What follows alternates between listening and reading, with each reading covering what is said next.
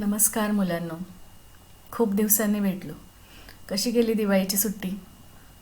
दरवर्षी करतो तेवढी मजा कदाचित आली नसेल, पण तरी मजा तर तुम्ही नक्कीच केली असेल, हो ना? पुन्हा अभ्यासाला सुरुवात झाली आहे.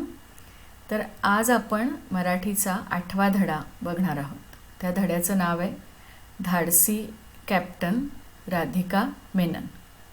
मला वाटतं तुम्ही वाचला असेल हा धडा आणि तुम्हाला आवडलाही असेल. आज आपण पटपट तो धडा शिकूया, वाचूया, समजून घेऊया आणि राधिका मेनन या कोण होत्या, त्यांनी काय कामगिरी बजावली ते बघूया. करायची सुरुवात. धाडसी कॅप्टन राधिका मेनन. लेखक मच्छिंद्र ऐनापुरे. लेखक ऐनापुरे हे प्रसिद्ध लेखक. त्यांचा बालकथासंग्रह जंगल एक्सप्रेस हा प्रसिद्ध आहे. हसत जगावे हा विनोदी कथासंग्रह प्रसिद्ध आहे आणि किशोर, छावा, केसरी अशा बालमासिकातून त्यांनी कथाही लिहिल्या. ब्लॉग लेखनही ते करतात. तर राधिका मेनन कोण होत्या? तर त्या भारतीय मर्चंट नेव्हीच्या पहिल्या कॅप्टनचा मान भूषवणाऱ्या राधिका मेनन या होत्या. आता भारतीय मर्चंट नेव्ही म्हणजे काय? मर्चंट म्हणजे व्यापारी. तर मर्चंट नेव्ही, नेव्ही म्हणजे नौदल. आता आपलं सैन्याचं एक नौदल आहे आणि मर्चंट नेव्ही आहे जिथे व्यापारी नौदल असतं. ते व्यापाराचं काम करतं, म्हणजे सैन्याचं नाही, हे व्यावसायिक नौदल असतं. आणि त्याच्यातून म्हणजे आपल्या देशातून वेगवेगळा माल निर्यात होतो किंवा आयात होतो समुद्राच्या मार्गाने. तर हे सगळं आयात निर्यात करण्याचं काम करणारी जी नौकानयन आहे त्या सगळ्याला मर्चंट नेव्ही असं म्हणतात. तुम्ही ऐकलं असेल की तुमच्या शेजारी पाजारी किंवा नात्यात किंवा असं की मर्चंट नेव्हीमध्ये काम करतात आणि मग त्यांना जवळजवळ 7 महिने बोटीतच राहावं लागतं आणि मग 5-6 महिने ते घरी असतात आणि मग पुन्हा उरलेले 6 महिने बोटीत राहतात. तर अशी ही मर्चंट नेव्ही असते. आणि ह्या मर्चंट नेव्हीची जी जहाजं असतात ती खूप मोठी मोठी प्रचंड असतात आणि त्यामध्ये माल भरलेला असतो. माझ्या एका मैत्रिणीचा नवरा आहे तो अशा मर्चंट नेव्हीमध्ये. आणि ते काय निर्यात करतात आपल्या देशातून? फळांचे रस, फ्रूट ज्युसेस असे त्यांच्या त्या बोटीवर मोठे मोठे टँकर्स आहेत आणि त्याच्यामध्ये काय भरलं आहे? ऑरेंज ज्यूस आणि पाईनॲपल ज्यूस असं भरलेलं आहे. आणि मग त्याचं टेम्परेचर नीट ठेवणं, ते खराब होऊ नयेत म्हणून काळजी घेणं, ह्या सगळ्या सोयी त्या बोटींवर असतात. आणि मग त्याच्याबरोबर काही माणसं पण ही सगळी व्यवस्था बघायला लागतात. आणि तुम्हाला माहिती आहे की विमानाचा जसा वैमानिक असतो तसा बोटीचा जो कप्तान असतो. तर मर्चंट नेव्हीमध्ये राधिका मेनन ह्या पहिल्या महिला कप्तान होत्या. म्हणजे त्यांच्या आधी कोणतीच महिला कप्तान झालेली नव्हती. म्हणजे इतर काही कामांसाठी महिला असतील, पण कप्तान किंवा कॅप्टनचा मान भूषवणाऱ्या त्या पहिल्या होत्या. आणि त्यांना इंटरनॅशनल मेरीटाईम ऑर्गनायझेशनने, आंतरराष्ट्रीय एक संघटना आहे जी ह्या बोटीतून जो प्रवास करणारे लोक असतात किंवा त्या मर्चंट नेव्हीमध्ये काम करणारे लोक असतात त्यांची एक संघटना आहे. तर त्यांच्यातर्फे राधिका मेनन यांना award for exceptional bravery at sea, म्हणजे समुद्रामध्ये केलेली एक अतिशय अपवादात्मक धाडसी कृती, या कामासाठी त्यांना अवॉर्ड मिळाला आहे, बक्षीस मिळालं.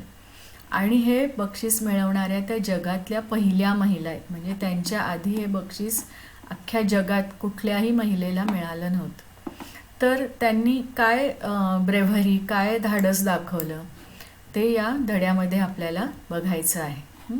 तर त्यांनी काय केलं? जीवाची बाजी लावून बंगालच्या उपसागरात वादळात सापडलेल्या 7 मच्छीमारांना वाचवले होते.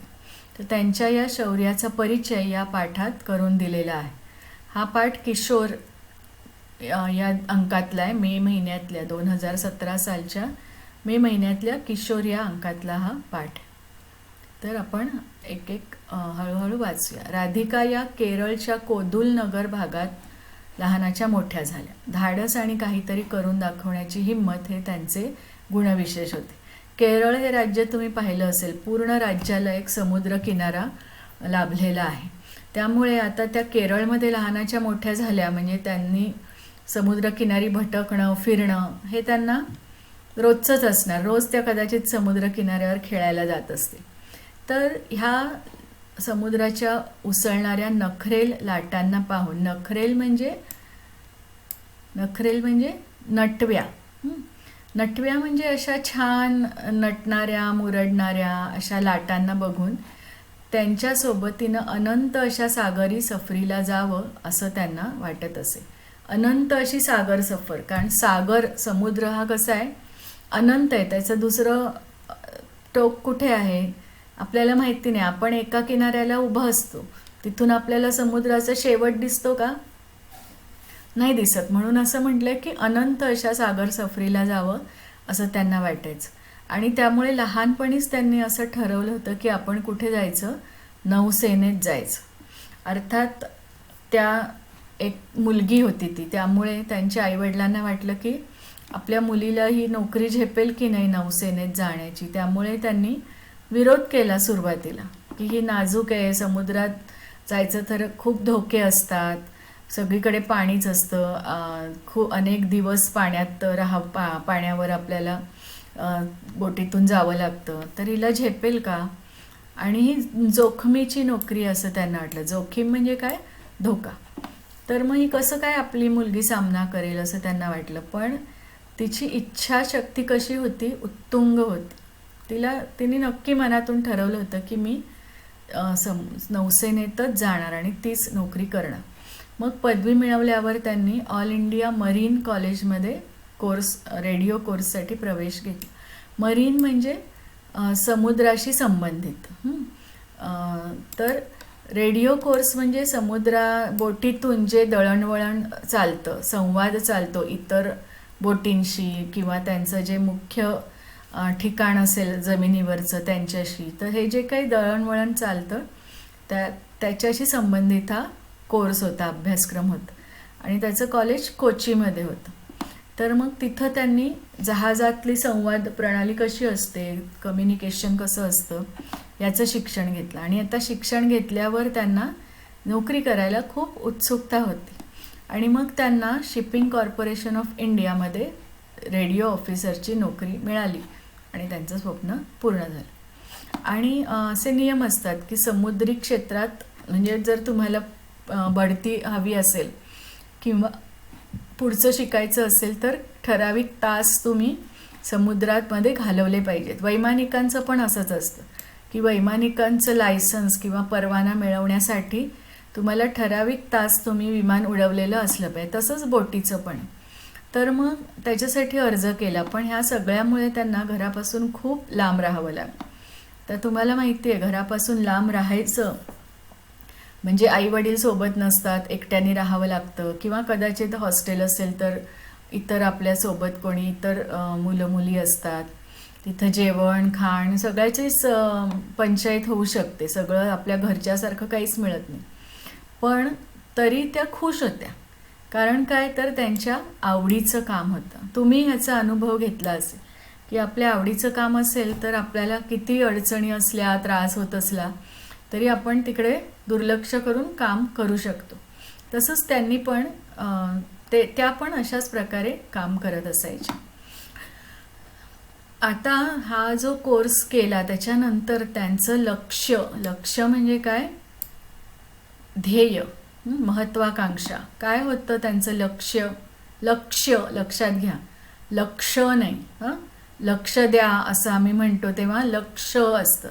आणि हे काय, लक्ष्य य जोडलेलं आहे. तर त्यांचं लक्ष्य होतं की समुद्री जहाजाची कमान सांभाळायची. कमान सांभाळणे म्हणजे जबाबदारी सांभाळणे एखाद्या गोष्टीची. तर त्यांना कमान सांभाळायची म्हणजे कॅप्टनचं काम करायचं. आणि मग 2012 साली त्यांचं हे स्वप्न पूर्ण झालं आणि त्या नेव्हीमध्ये कॅप्टन बनल्या. आणि मर्चंट नेव्हीमध्ये म्हणजे नौसेनेमध्ये नाही तर व्यापारी जे नौदल आहे त्यामध्ये. आणि मग त्यांच्या जहाजाचं नाव काय होतं, संपूर्ण स्वराज्य. या जहाजाची कमान सांभाळायला दिली गेली, म्हणजे त्या जहाजाच्या त्या कॅप्टन बनल्या.